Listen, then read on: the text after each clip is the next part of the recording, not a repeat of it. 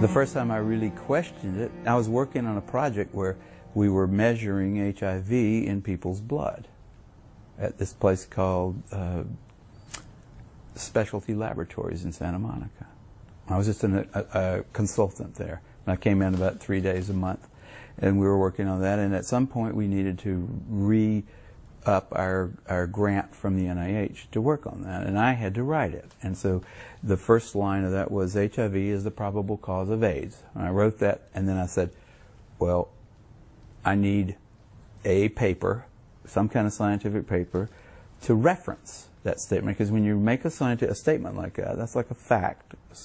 You need to say, here's how come I know that, right? You put a little 1 if it's the first statement you've made, and then you put down at the bottom of the paper you have a 1, and you say, here's a paper by somebody that describes why that statement is true, right? And so I said, well, what's that? Let me think about, what is that paper? Who do I go to for that? And I looked around, I asked a couple of virologists at that company, and they said, no, you don't have to reference. I said, I have to reference that because I don't know where that came from. How do I know that? And it turned out that nobody knew it. There wasn't a scientific reference, like a paper that somebody had submitted with like experimental data in it and like logical discussion and said, here's how come we know that HIV is the probable cause of AIDS. There was nothing out there like that. Nothing.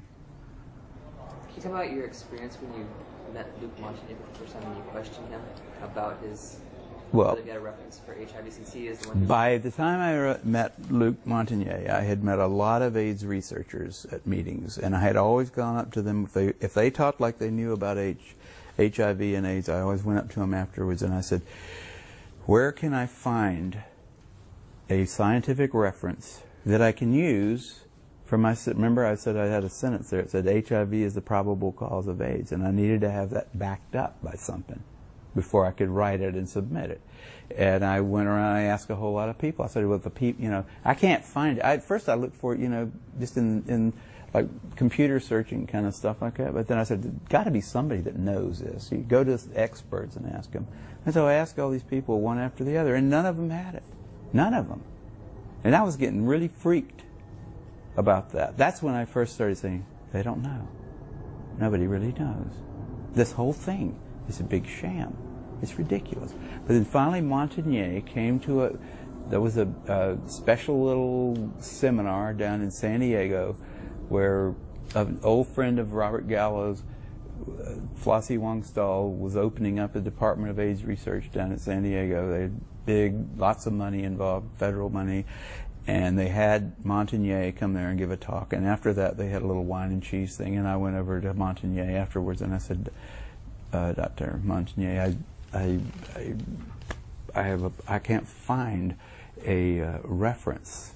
I can't find a reference to go with the statement, HIV is the probable cause of AIDS. I'm sure you can help me. And he knew that he probably should be able to help me, and he said, well, why don't you quote this new work, and by new he meant like something that came out this year, right? This new work about a virus that can kill monkeys, or I think it was not monkeys, it was like something related to monkeys, some kind of a baby, a little ape. And I had read that, and I said, that didn't, it was like supposedly going to be a model system for studying AIDS, that somebody had figured out some kind of retrovirus that passing it back and forth between various mammals, they could finally put it into chimpanzees and kill them.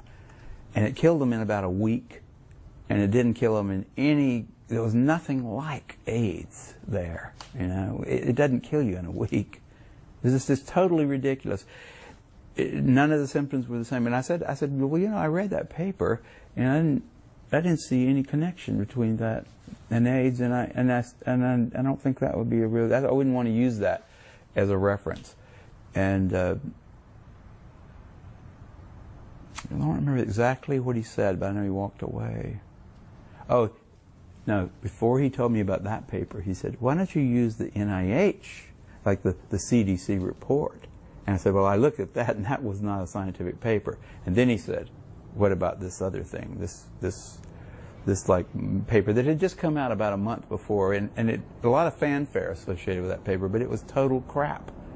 It was like, yeah, if you get $2 million, you can figure out how to kill a primate with a retrovirus. So what?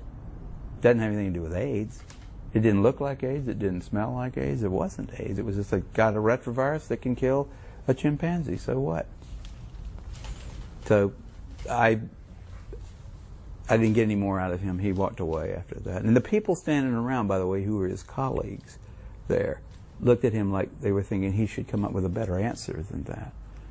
But he couldn't, and he just turned around and walked away. I really thought he'd have an answer. I really did. I mean, that was my last... I was right at the edge of my faith in the system, but I thought Montagnier will know why he thinks HIV causes it, and he'll tell me. He'll say, because of this study. You know, but he didn't have that. None of those guys have that, and that's why they're so weird, you know. That's why they don't want dissent. They don't want people like me walking up and asking them those kind of questions, and they're willing to like go to great lengths to prevent that. They're out on a limb. I wouldn't want to be there with them.